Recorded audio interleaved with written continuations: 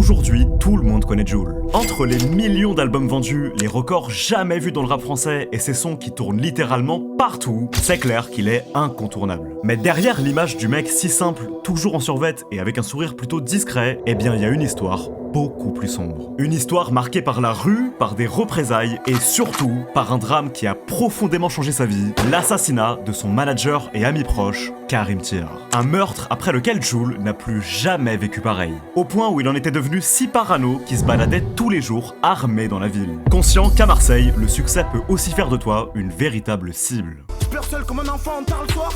Ils m'ont levé mon cœur, je commence à réaliser mais j'arrive pas à le croire. Et sans parler du fait qu'il était carrément parti se cacher dans une maison au milieu de nulle part, qu'il faisait surveiller 24 heures sur 24 par des gardes armés jour et nuit. Et ce car Jul avait peur que des gens soient envoyés pour le tuer. Mais malgré tout, Jul a enchaîné les hits et a bâti un véritable empire pesant des dizaines de millions d'euros. Alors au final, qui est vraiment Jul? Et à quoi ressemble réellement sa vie, loin de tout ce qu'on voit officiellement? Eh bien c'est ce qu'on va voir aujourd'hui en retraçant tout son parcours jusque dans les détails les plus secrets.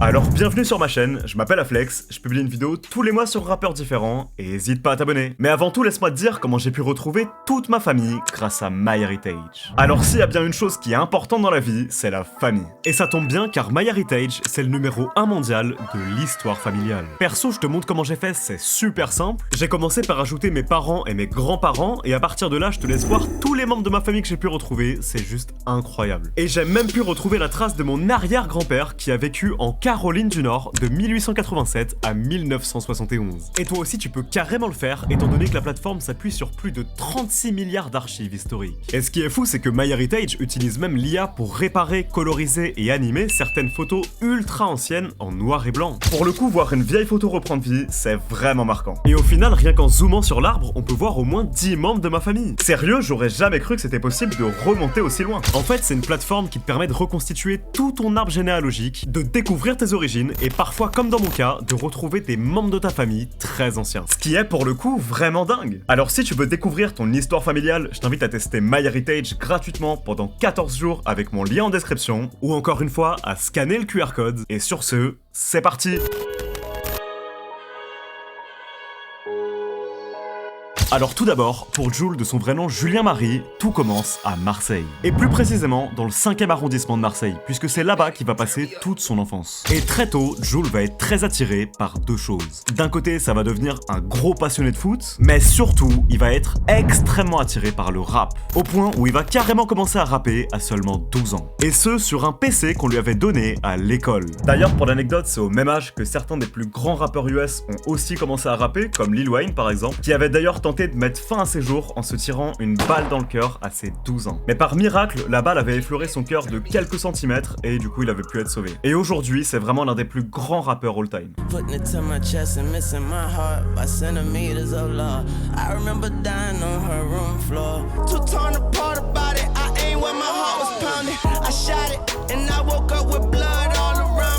And just the other day, my nigga Chris killed himself. I pray to God that I never feel the way he felt. I hope he see me, cause if he didn't save that little boy, there'd be no easy, oh Lord. Et en fait, plus les années vont passer, plus Jul va vraiment commencer à prendre la musique au sérieux. Et à côté de ça, dès ses 17 ans, il va se mettre à taffer tout l'été avec son père qui creusait des piscines chez les gens. Tout ça car Jul s'était fait virer de son lycée à ses 16 ans. Ce qui faisait qu'il était du coup déscolarisé. Et il taffera également en tant qu'agent de sécurité avant de postuler à la mairie de Marseille qui va immédiatement le refuser. Mais en revanche, c'est précisément ce refus qui va le pousser à se mettre très sérieusement au rap. Car en effet, il va commencer à considérer la musique comme une véritable porte de sortie. Et à partir de ce moment, c'est simple, il va réinvestir tout l'argent qu'il avait gagné dans du matériel pour faire de la musique. Et à cette époque, étant donné qu'il était vraiment en manque d'argent, faut savoir qu'il pouvait même pas se payer de prod. Et ça va alors le mener à apprendre lui-même à faire des instrus afin de ne dépendre de personne. Car en effet, faut savoir que Jul a toujours été très débrouillard, même lorsqu'il était vraiment jeune. Ce qui est clairement aujourd'hui l'un des meilleurs moves de toute sa vie.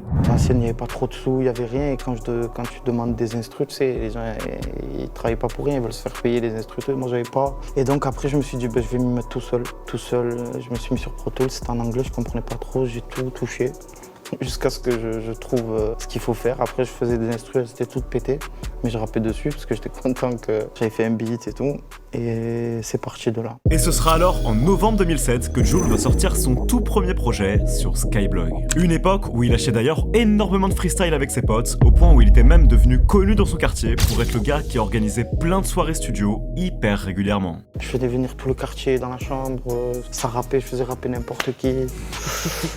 Franchement... Et d'ailleurs, pour l'anecdote, faut savoir qu'à cette époque sur Skyblog, on pouvait voir avec qui les gens étaient amis, et Jul était ami avec NOS de PNL. PNL qui à l'époque avait déjà un potentiel absolument hors du commun, surtout pour Ademo. Mais quoi qu'il en soit, ce sera dans cette même période que Jul va fonder un groupe de rap avec ses potes nommé Ghetto Phénomène. Et de là, plus le temps va passer, plus Jul va s'investir dans sa musique avec un seul but, sortir un vrai projet. Et à ce moment, il croyait tellement en sa musique qu'il avait déjà enregistré plus de 800 morceaux. Après bien sûr, il y avait beaucoup de maquettes pas finies, mais ça en dit quand même super long. Et début 2013, ce sera très intéressant car Jul va être managé par un homme nommé Karim Tir et son frère Yassine Tir. Une famille qui était extrêmement respectée dans la rue et très crainte due à de nombreuses histoires. Et étant donné qu'à l'époque Karim Tir ressortait tout juste de prison, il va décider de tourner le dos à la drogue pour se réinsérer dans la société. Et c'est alors qu'il va s'intéresser au business de l'industrie de la musique en devenant le manager de Jul. D'ailleurs, ils étaient tous les deux affiliés au rappeur Calif Hardcore qui va fonder un label nommé Liga One Industry. Et de là, ce dernier sera ainsi le producteur et directeur artistique de Jul et il s'occupera de la vente de tous les t-shirts à l'effigie de Jul.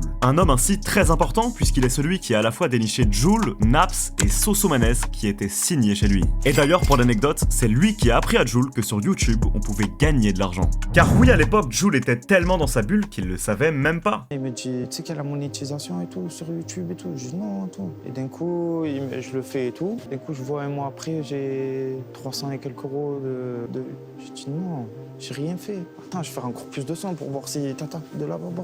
Et un mois après avoir signé chez le label, sa première mixtape, La Crise au Mike Mec, sortira en indépendant et commencera quand même à lui faire une bonne petite réputation. Puis à partir de là, ce qui est fort, c'est que Jul va enchaîner les nuits blanches et travailler sur sa musique 24 heures sur 24. Une période durant laquelle il va d'ailleurs rencontrer Lacrim qui était encore très loin d'être aussi connu qu'aujourd'hui. Bien qu'il commençait quand même à avoir un vrai succès d'estime. Et un an après sa signature, Jul va aller dans les studios de Génération pour lâcher un freestyle classique destiné à faire la promo de son premier album studio, Dans ma paranoïa. Aujourd'hui, un classique. Que des victimes, plein de manies. En ce moment, on check, c'est la guerre comme au Mali. On te fout les boules, comme on arrive. Trop vénère, surveille ta mamie. Et à sa sortie, son album va tout exploser. C'est-à-dire qu'il va vraiment faire des stats absolument incroyables, notamment avec des hits comme Sors le cross-volley, et des millions de personnes vont l'écouter, mais paradoxalement, Jul sera véritablement détesté d'internet. Car en effet, certains youtubeurs vont commencer à cracher sur sa musique, et pour cette simple raison, tout le monde va se mettre à le détester, quoi qu'il fasse. Et tout ça notamment dû à son utilisation de l'autotune, qui était extrêmement critiquée. Et j'ai écouté Dans ma paranoïa, franchement, rien à dire. Y'a rien à dire. Ah non, y a rien à dire en fait, vraiment, j'ai rien trouvé à dire, y a pas de punchline, y a pas de trait d'esprit, c'est vide, c'est plat, c'est vraiment plat.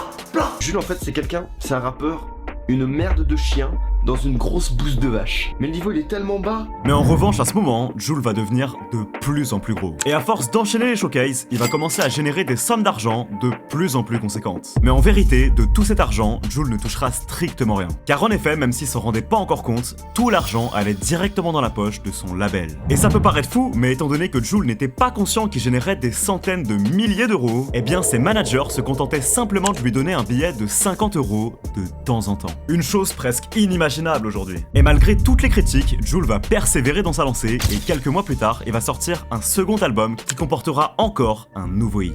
Et lorsque le clip va sortir, tout le monde va se moquer de Jul, ce qui le mènera alors à répondre aux jaloux. Jaloux, tu peux parler, viens me voir un peu, je te nique ta mère. Pour me descendre, ces fils de pute font des montages vidéo. Mais le 12 juin 2014, un événement très sombre va frapper Jul. Car en effet, alors qu'il venait d'atterrir sur Paris pour discuter business, son manager Karim Tir va se faire assassiner d'une manière extrêmement violente par un commando de 2 tueurs. Pour ce faire, les 2 hommes s'étaient d'abord déguisés en policiers et ils avaient posé des balises sur toutes les voitures utilisées par Karim Tir et chacun de ses proches. Et ils s'étaient même rapprochés de Jul afin de connaître toutes leurs habitudes en traquant chacun de ses showcases. Une chose qui va faire que Jul va vraiment se sentir coupable. Karim Tir était le producteur de musique d'une superstar. le rappeur Jul. Alors qu'il rentre d'un restaurant en voiture, des tueurs à moto, ici filmés par une vidéosurveillance, l'abattent de plusieurs balles. Il décède sur le coup, au volant de son véhicule. Les enquêteurs retrouvent les suspects, des membres du crime organisé, qui logeaient dans cet immeuble du Val d'Oise. C'est en fait une planque. À l'intérieur, un salon, 2 chambres et au moins 4 individus qui patientent plusieurs semaines. Ils ont à leur disposition un matériel surprenant, 8 véhicules volés, des gros cylindrés, des voitures sportives, un utilitaire, au moins 2 pistolets 9 mm et même des brouilleurs et téléphones modifiés et cryptés. Ils ont aussi des balises GPS. Pourquoi recruter de tels professionnels du crime? Dans ce quartier nord de Marseille, 2 familles qui se partagent le marché de la drogue se livrent une vendetta sans répit. Tués dans la rue, brûlés vifs, dans des véhicules, plus d'une vingtaine d'assassinats ou tentatives en quelques années. C'est l'un des conflits récents les plus meurtriers à Marseille. Et c'est même une période où Jul va en réalité se mettre à boire énormément d'alcool. C'est le problème de la vie, alors j'encaisse. Je pleure toutes les larmes de mon corps quand je suis seul, en caisse. Aujourd'hui je suis pas bien, j'ai le cerveau en miettes. Je vais me mettre à plonger dans les oubliettes. Oh, entouré je me sens si seul. Je frotte quand je bois toute la nuit. Ramène de l'alcool, je vais tout découper. Trop de gens m'ont blessé, mais putain faut que je sèche mes larmes. J'aurai tous les jours en buvette si l'alcool c'est de l'eau. En buvette, je pense à mes frères au star. J'ai perdu des gens à en pleurer, comme si mon cœur il s'évaporait. J'ai vécu des trucs de fou mon dame. Si je parano c'est pas pour rien. Les 2 principaux accusés de ce meurtre seront plus tard condamnés à 30 ans de prison. Mais ce drame va profondément choquer Jul. Et à partir de là, il va réellement devenir parano. Au point où il va vraiment se méfier de tout le monde et même constamment garder une arme sur lui. Des choses dont il reparlera d'ailleurs dans son 3e album, Je trouve pas le sommeil, en décembre 2014. Un album qui est avec du recul vraiment très différent de tout le reste de sa carrière. Je trouve vraiment que cet album c'est un bête de projet. En fait, la manière dont Jul rappelle dedans a vraiment rien à voir avec tout le reste de ses albums. Y'a des gens bizarres autour de moi qui tournent. Toujours armés quand ça va faire un petit tour. J'évite le quartier quand les filles qui tournent. Pour mon manager, je dirais jamais je quitte tout. Ce qui nous montrait alors à quel point Jul était proche de son manager, qu'il considérait vraiment comme un proche, même en dehors de la musique. J'ai perdu mon temps, un frère, et peut-être même mon cœur. Si tu m'aimes, dis-moi ce que je dois faire pour oublier cette rancœur. Le projet se vendra plus tard 35 000 ventes en première semaine, ce qui est vraiment beaucoup pour un artiste français, et surtout à l'époque. Et juste après, il sortira également son tout premier album gratuit. Un album où il lâchera selon moi certains des meilleurs couplets de toute sa carrière. J'ai fait des erreurs, je vais pas t'apprendre la vie. Il y a peu de gens qui te tendent la main, t'es en larmes quand l'État te prend ton ami. Et un mois plus tard, Jul va encore sortir un nouvel album, Je tourne rond. Mais à partir de là, la mère de Jul va se rendre compte d'une chose, son fils était de plus en plus connu, mais ne touchait aucun euro. C'est-à-dire qu'il était connu à travers le monde entier, mais pourtant, il vivait encore chez ses parents. Et ça va mener à ce que Jul se rende compte qu'il se faisait en fait escroquer par son label, au point où il ira même annoncer publiquement qu'il voulait se séparer d'eux. Car en effet, à partir de là, on va apprendre que son label aurait piraté son compte Facebook pour le censurer, mais également que Jul avait interdiction de sortir des morceaux et qu'il aurait littéralement touché 0 € sur près d'1 million d'euros. Et il va carrément appeler ses fans au boycott. De là, son label publiera alors un communiqué en lui rappelant de ne surtout pas oublier que c'était uniquement grâce à eux qu'il avait percé, et Jul ira même jusqu'à publier une vidéo pour leur répondre. Ce qu'il a très rarement fait pour le coup. La raison pour laquelle je suis parti, j'ai pas trahi, j'ai pas fait je sais pas quoi, ça c'est inventé. Alors qu'il est, toute la France elle croit que je suis riche, toute la France elle croit que je suis plein de sous, je sais pas quoi. Alors déjà de 1,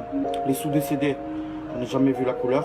J'ai touché 0 € pour l'instant de mes CD, c'est-à-dire dans ma paranoïa l'album, la chrysoma avec l'album, je trouve pas le sommeil l'album et je tourne en rond. L'album voilà qui a été bloqué. Après la deuxième raison, ça va faire 1 an que des sous des t-shirts, j'en ai pas vu la couleur aussi. Et alors qu'il est, ils sont encore en train de vendre des t-shirts avec mon nom, Jul, sur mon compte. Voilà, j'ai fait ma décision, je veux partir. Maintenant ils veulent me bloquer en me supprimant ma chaîne YouTube ou je sais pas quoi, ils veulent me supprimer. Donc sachez que moi je dors pas déjà. Même si je suis bloqué pendant 1 an ou 2, c'est pas grave, je reviendrai encore plus fort parce que comme je vous ai dit, je suis déterminé. Voilà, les raisons pour lesquelles je suis parti, c'est par principe, c'est tout. Voilà, maintenant je vais faire mon chemin seul. Je suis parti de 0. À la base, c'est moi qui fais mes instrus, c'est moi qui écris, c'est moi qui me casse la tête au studio, c'est moi qui rentre chez moi avec le mal de tête. C'est moi qui dans les showcases, je rentre avec le mal de tête. Je dois dire merci à celui qui m'a fait sortir, mon manager, et à lui je dois dire merci. Voilà, je sais pas s'il y aurait lieu encore, si ça serait passé comme ça, je pense pas. Mais il faut savoir une chose, quitter un label, c'est très compliqué. Alors après quelques semaines, Jul va sortir un nouvel album spécialement conçu pour rompre son contrat et finira par les quitter définitivement. Et lorsque son label vont l'apprendre, pour se venger, ils vont supprimer toutes les vidéos de la chaîne YouTube de Jul, ce qui représentait à l'époque plus de 500 millions de vues. Une chose qui va être vraiment très compliquée à gérer pour lui. Mais de là, ça va devenir très dangereux pour lui. Et par crainte pour sa vie, Jul et sa famille finiront par abandonner toute action en justice. Et ça va devenir tellement chaud qu'il va même aller jusqu'à déménager dans une petite maison, dans un coin littéralement gardé secret, et qui fera même surveillé par des gardes du corps armé 24 heures sur 24. Et ce, car Jul avait peur que des gens soient envoyés pour le tuer. Par exemple que Jul, dans ses débuts, pour s'affranchir de son premier label, il a dû s'enfermer des mois et des mois dans une cabane en fait. Puis le 21 octobre 2014, il annoncera officiellement la création de son propre label d'or et de platine. Et il en profitera pour y mettre sa mère et son frère comme actionnaires. Et plus tard, un accord sera finalement trouvé. Jul devait laisser 100% des droits de ses 5 premiers albums à son label en échange de 600 000 €. Un prix qui est en réalité totalement dérisoire pour Jul, mais étant donné que sa vie était en jeu, il finira par accepter. Et il va alors sortir son premier album sur son propre label, My World. Et à partir de là, Jul va littéralement devenir inarrêtable. D'ailleurs, pour l'anecdote, il y avait Loïc Reviews, qui était à l'époque un expert en rap américain et d'ailleurs aussi en rap français, qui avait posté une première écoute de cet album et j'avais chialé de rire. On dirait que c'est pas des prods finis. On dirait qu'il manque des trucs et que le mec il s'est dit vas-y je vais faire une prod, vas-y c'est bon. Non. C'est moi où tous les sons se ressemblent. Putain de merde. Franchement, j'entends la fin de l'album. J'en ai marre. Pourquoi il fait tout le temps les mêmes sons de merde? Son numéro 21 et dernier son de l'album, bordel de merde. Oui, enfin on y est. Merci. Featuring Benjamin Mendy et Mehdi. Qu'est-ce qui se passe? Mais qu'est-ce qui se passe? Qu'est-ce qui se passe dans l'espace? Donc, c'était mon écoute de My World de Jul. Alors, qu'est-ce que j'en ai pensé? 5 sur 5. Honnêtement, très bon album, très bien produit. 21 sons, c'est énorme, c'est super bien ce qu'il fait. Franchement, des textes travaillés, des belles rimes. LOL! Je déteste chaque son de cet album. C'est la première fois que je vais donner cette note. C'est un 0 sur 5 pour moi. Y a pas un son pour acheter l'autre. Mais en revanche, l'album My World va être un véritable succès, au point où il sera certifié disque de platine en seulement 3 semaines. Et d'ailleurs, Jul avouera plus tard qu'il avait entièrement créé cet album dans une cabane au fond d'un jardin. Et à partir de là, en fait, c'est simple, Jul ne va plus jamais s'arrêter et lâcher une quantité d'albums qui est juste colossale. Et d'ailleurs, pour l'anecdote, Julien Doré ira même jusqu'à reprendre la cover de son album Émotion en 2016. Et en fait, ce qui est vraiment fort avec Jul, c'est que tout au long de sa carrière, il va vraiment rester constant. Et c'est précisément ça qui va le faire exploser jusqu'à aujourd'hui, car la discipline est l'une des plus grandes clés de la réussite. Et d'ailleurs, c'est la même chose sur YouTube. Quelqu'un qui publie une vidéo toutes les 2 semaines sans jamais prendre de pause et sans jamais lâcher son rythme a 100 fois plus de chances de percer que qui que ce soit d'autre, qui a même plus d'abonnés. En fait, la constance, ça paye dans 90% des cas. Et dans la même année, Jul va sortir l'un de ses plus gros classiques, Chiquita, à plus de 300 millions de vues. Et à la fin de l'année, il va sortir son album Lovni qui fera plus de 72 000 ventes en première semaine, ce qui est pour le coup vraiment très impressionnant. À titre de comparaison, un rappeur internationalement connu comme Young Thug vendait à peine 30 000 ventes en première semaine à cette époque.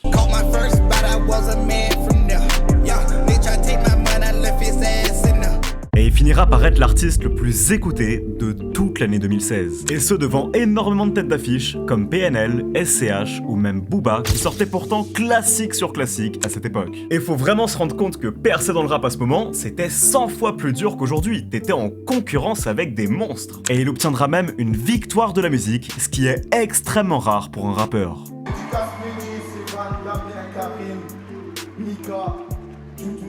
Dédicace à Chico. Mathieu Jul, je vous aime. Applaudissements pour Jul. Puis des années plus tard, en 2020, après avoir généré des milliards d'écoutes, Jul va décider de réunir tous les plus gros rappeurs de Marseille sur un seul et même album. Un projet qui comportera ainsi le plus gros hit de sa carrière, Bande Organisée. De là, ça va tout simplement être un raz-de-marée, au point le clip a aujourd'hui près de 600 millions de vues. Et c'est même le morceau ayant obtenu le double single de diamant le plus rapide de toute l'histoire du rap français. Et également celui ayant atteint le plus rapidement les 200 millions de vues sur YouTube. Et donc le trophée, ça y est, le trophée pour le morceau de l'année. Donc si Jul et SCH, si vous voulez remercier les auditeurs, auditrices de Skyrock qui ont voté. Merci à tous qui soutiennent, tous qui ont soutenu la vérité, tout ce qui ont fait le son, il a je sais pas combien. Ah ouais, c'est n'importe ça y est, c'est n'importe quoi et merci à tous. Puis en 2023, Jul sera tellement big que l'Olympique de Marseille ira même jusqu'à lui tendre les bras en imprimant le logo de son label d'or et de platine sur tous les maillots de leur équipe professionnelle durant la saison. Et jusqu'à aujourd'hui, Jul tient toujours un rythme de 3 albums par an. Et chacun de ses projets marche à merveille. Une carrière alors complètement folle pour un homme qui est littéralement parti de rien et qui est aujourd'hui devenu une véritable légende dans toute l'Europe. Quoi qu'il en soit, j'espère que tu auras trouvé cette vidéo intéressante. Si tu l'as regardée jusqu'ici, je te remercie et n'hésite surtout pas à me lâcher un commentaire. Et encore une fois, je t'invite à tester MyHeritage gratuitement pendant 14 jours avec mon lien en description ou encore une fois en scannant le QR code pour accéder à leur site qui te permet de reconstituer tout ton arbre généalogique. Au passage, si tu veux me soutenir, n'hésite pas à aller check ma boutique en description. En ce moment, pour une chaîne achetée, t'as un bracelet de ton choix qui t'est offert, alors c'est tout bénef. Et avec mon code AFLEX20, t'as moins 20% sur tout mon site. Et évidemment, si tu veux me parler, n'hésite pas à m'envoyer un DM sur mon Insta. Mon Insta c'est AFLEXYT, je réponds à quasiment tous les DM sans exception, donc voilà, y a pas de souci. Alors moi, je te donne rendez-vous dans un mois pour une prochaine vidéo, et sur ce, bye!